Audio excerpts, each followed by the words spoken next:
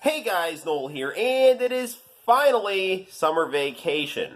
So, since we recently got 500 subscribers to the YouTube channel and we are continuing to climb that ladder, I thought it would be fun for us to do another in the 5 for 500 series with another game that came out in 1995. Now, I am not a huge connoisseur of the shmup spaceship shooter genre, but my favorite of that genre is a game that goes by the name of Blazing Star for the Neo Geo. We actually recently reviewed it for the Neo Geo mini arcade cabinet on the channel. Well, before there was Neo Geo Blazing Star, there was a game that went by the name of Pulstar, which is what we are going to be reviewing today. This is the this is the prequel in the Blazing Star series, one of two. So without further ado, let's review.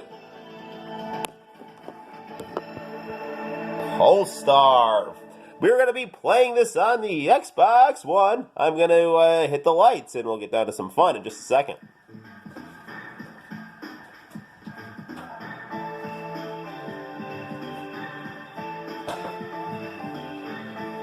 Alright, get some cool hip-hop going here. Let's watch that attract mode again without my yammering on over it, because it is amazing, to put it mildly.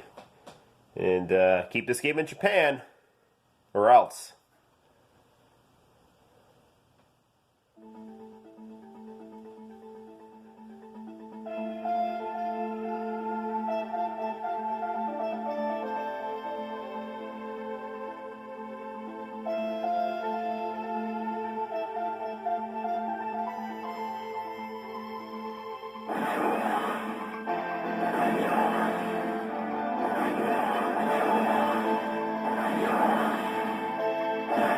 Those space crabs are a very real thing. They're a very real threat.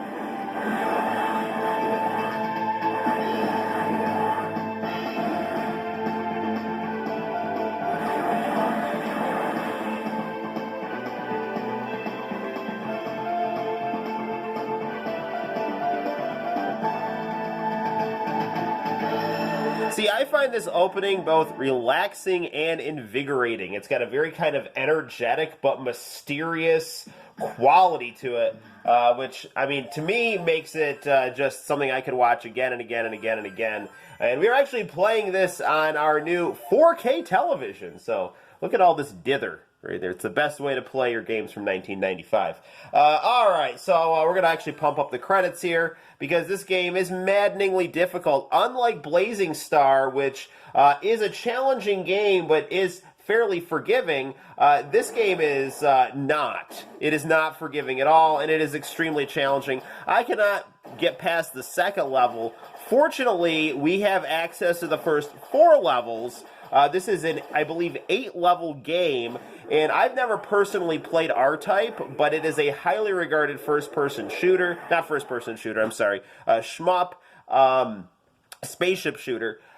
So R-Type is supposedly known for its maddening difficulty and nice big spaceship sprites, and you can certainly see that in this game.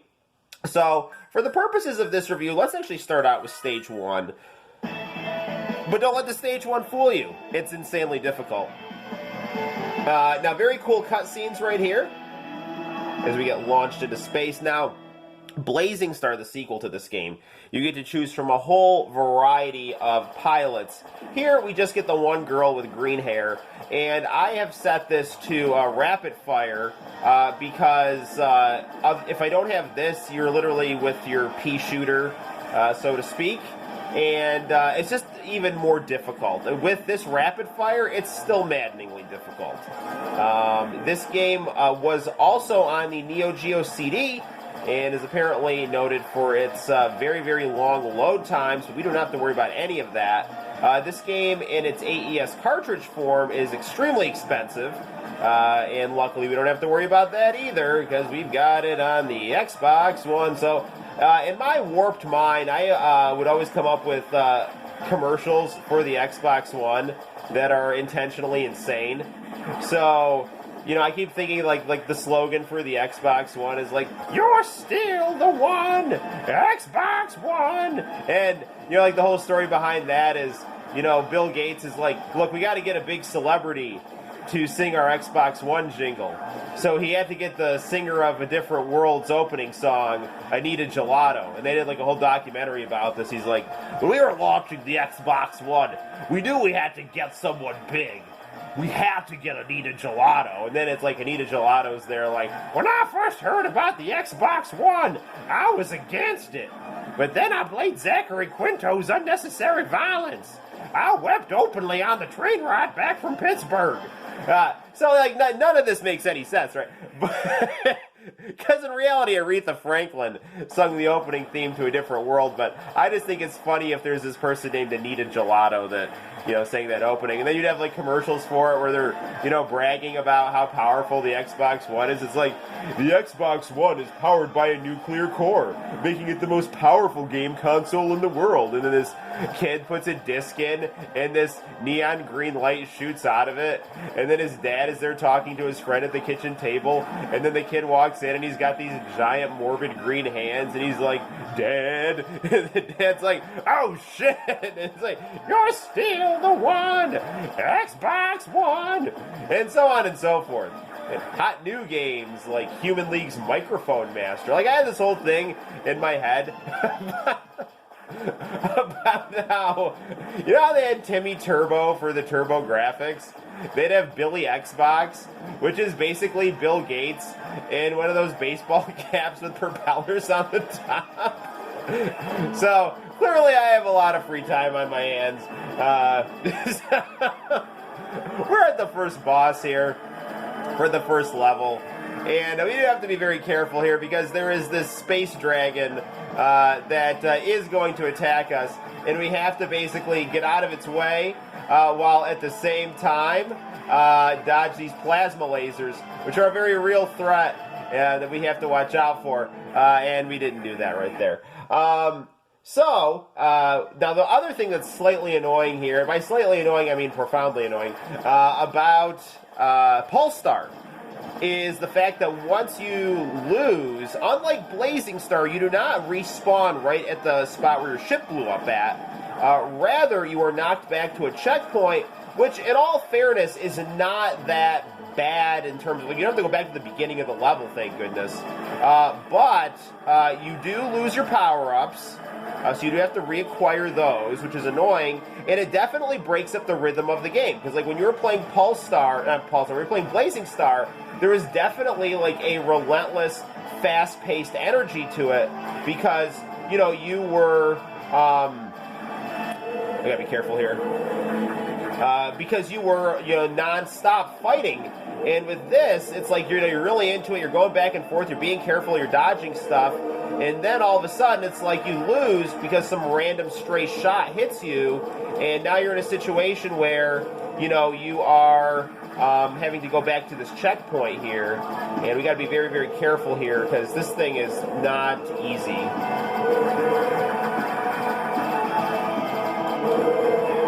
Just trying to hit this eyeball here and dodge these plasma lasers and dodge these space crabs whenever we can here. Ah, come on, man. Your eyes are like going all over the screen trying to find stuff that can hit you because, one shot and you're gone. Like, this is not a very I don't know, like, you can at one point in this game get this really cool pink bubble that goes over your ship. But that's not here, and that pink bubble will act as something of a shield in a lot of cases. We don't have that right here, so yeah. And keep in mind, I'm playing this on level 1 with the turbo fire on, so my skill level at this game is not great, as Blazing Star would say. Like, your skill is great when you beat the level. My skill is not great. But we'll see if we can get past this first level, which I swear I can do. But after that, this game goes for 8 levels, I believe. And it apparently only gets harder and more miserable as the game goes along. But for some people, that's a plus. For me, who likes just to sit and relax and play video games, I don't know. I don't know how I feel about it. Because on the one hand, I keep coming back for more with this game. which is quote-unquote replay value. But I have beaten Marvel vs. Capcom on my original PlayStation a jillion times, and I am never, ever, ever sick of playing that game. So, to me, replay value is less about you struggling to beat the game and more you just loving what you play. You know, like Final Fantasy VII, for example, is not the most difficult game in the world, but it's, again, I've beaten that game like 10 times, and I do it again and again and again because I love it so much. Alright, this is good, this is good. Did we beat it? Yes! I got my back up here! Stage clear!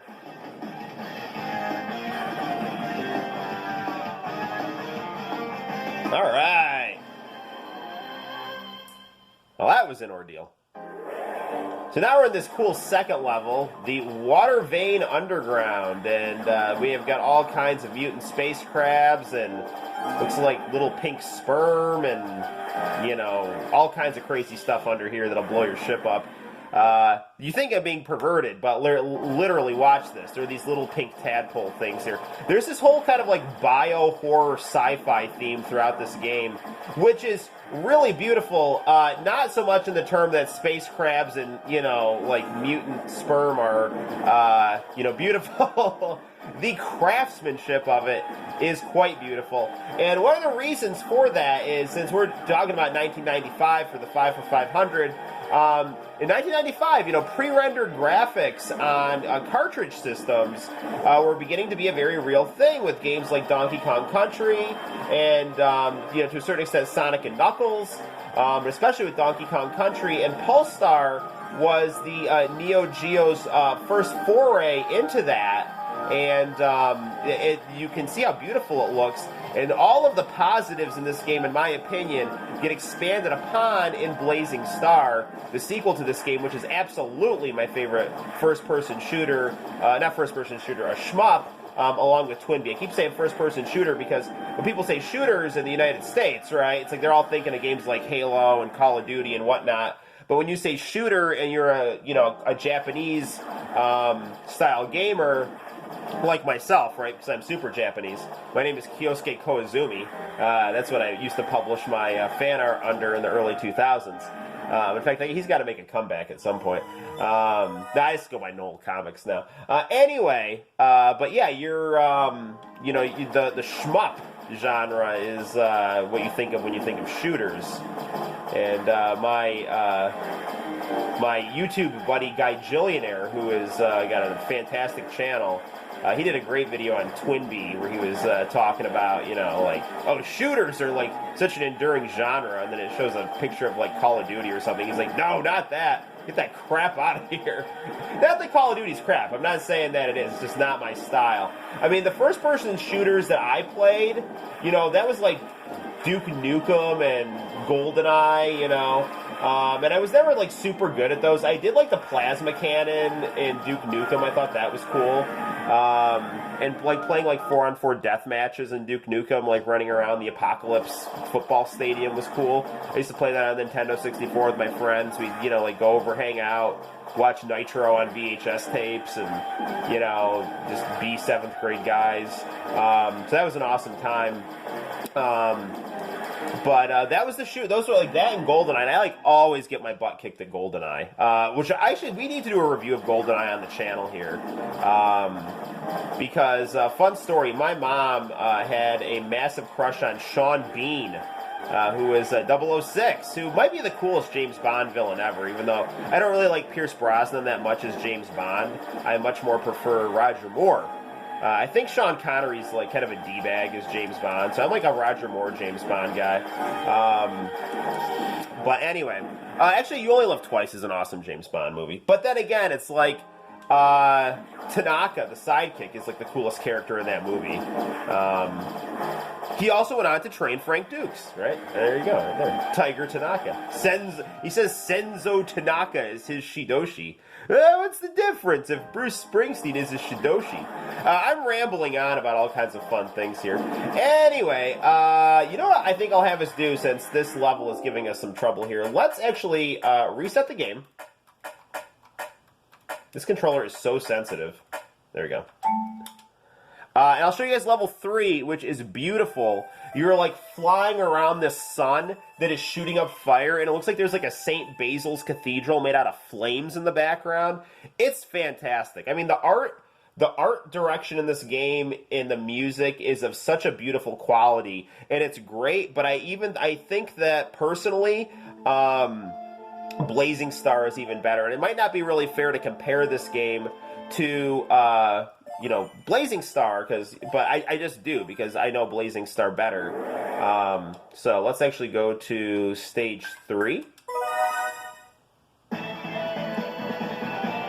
And again, just the fact that you were able to get these kind of cool 3D cutscenes on something that had hardware made in 1990, again, I have just such massive respect for the Neo Geo. This game was so expensive when you tried to buy it on cartridge, though. I would love to get some more cartridges for my AES. The one that I really would like to get is the cartridge version of SNK versus Capcom Chaos. But that one is it's almost $1,000 depending on where you look. It's just insane. And I'm not spending that kind of money on the game, even if it is one of my all-time favorite 2D fighting games. And that really is an early review we did on the channel that got a lot of love. So, thanks for watching that review. We actually need to do more. Oh, now here comes this fire dragon here. This is super cool. We gotta watch this guy because he's gonna break down. This guy kind of reminds me of a villain from Space Harrier. Get ready. Speaking of Space Harrier, we gotta do a review of Shenmue. I've been playing Shenmue 1 on my PlayStation 4 because I finally get to play it with the Japanese voice actors. And it's great. I love Shenmue so much. I was watching a video game review of, I don't know, I can't even remember his name, but crap. Careful. All right. I don't know. He was some melodramatic Scottish guy who was talking about how Shenmue, he loves it, but it hasn't aged well. And I was like, I think Shenmue has aged tremendously, man. My kid loves that game. My kid is 2. He's like, Daddy, play Shenmue, and we just call Rio Shenmue because that's what we just call him. But yeah, Shenmue's awesome. I love that game. It's just interesting. It's got a whole kind of detective mystery style to it. I love QTE style gameplay. I love martial arts. So it's just got everything, and I love the vestiges of the Virtua Fighter RPG elements to it. And I just think the story's awesome and the characters are cool. And it's just a beautifully crafted, well-paced game with a lot of fun things to do. You get to go and buy Sonic the Hedgehog capsule toys and play Space Harrier. And, talk to your girlfriend at the flower shop. And you've got a nice old lady who takes care of you. You take care of a cute kitty. So, what's not to like? And you're avenging your father's death in the plot of a beautiful, sweeping kung fu movie. What is there not to like about Shenmue, and what has not aged well, and everything that I just said there? All right, so we're at this boss fight here, which is extremely difficult here. Whoa. Now, things are going to get increasingly more narrow as we go along. And again, if I hit, I'm holding the fire button down, and then if I hit, I believe it's B, I can't look down at my controller right now, or the spaceship will crash. It's like I'm a first-year driver, right? I can launch some extra stuff if I've got it. So the challenge here is my pathway is going to get more and more narrow as this alien spaceship increasingly falls apart. Trying to go and get this power up here. Damn it! All right, guys, let's actually do level 4, and then we'll wrap up the review. I know this has been a long review, but we're having fun here, and I love the boot up to Neo Geo. That was always my text message ringtone. I mean, it still can be, but for a long, long time, that was my text message ringtone. And when I was single, whenever I'd hear that ringtone go off, it's like, all right, who's texting me now? Because I'm that kind of stud. Anyway, or what girl that's giving me massive amounts of problems is texting me now? Because I'm that kind of nerd. All right, anyway, let's. I like the married life. It's good stuff. I have an adorable, beautiful son and wife too, so it's all good. All right, let's go to level 4, which we've done the least with. And we'll fly off into space, 2001: A Space Odyssey style. Attack on Space Station. I have done very little with this level, so we're going to experience this together for the first time right here. We got another beautiful level here.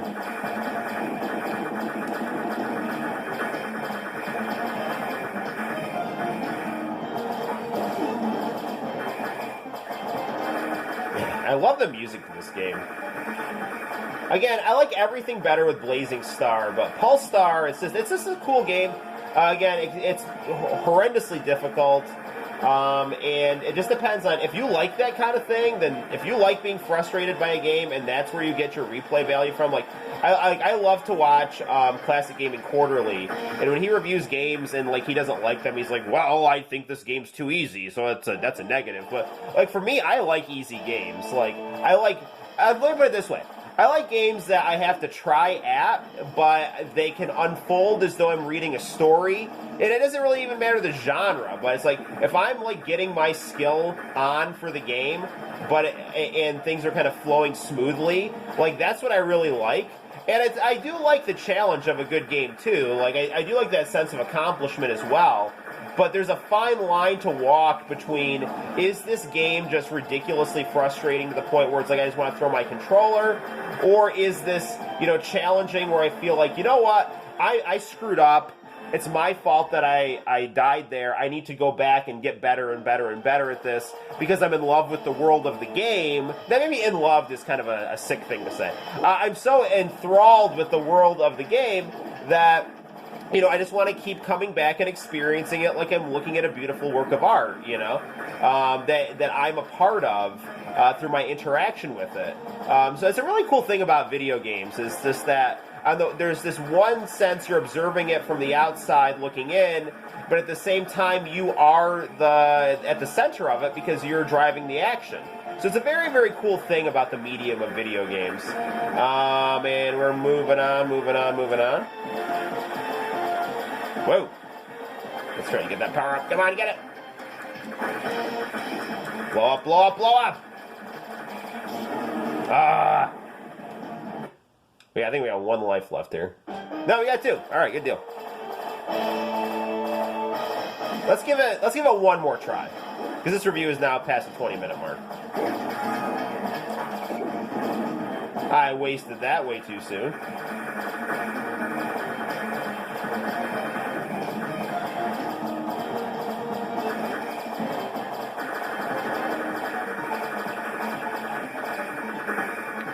I just love the boss in Blazing Star as well.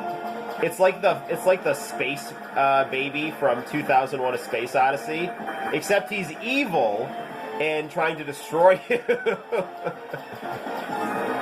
It's kind of like the little demon baby in the final boss. Ah, oh, come on! I gotta do this one more time.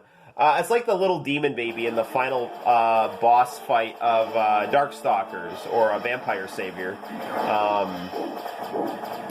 Where you're fighting the boss, and then there's this like really cute little demon baby like in utero behind you, because he's gonna get bored and destroy things. Because we don't want that. You gotta stop that from happening.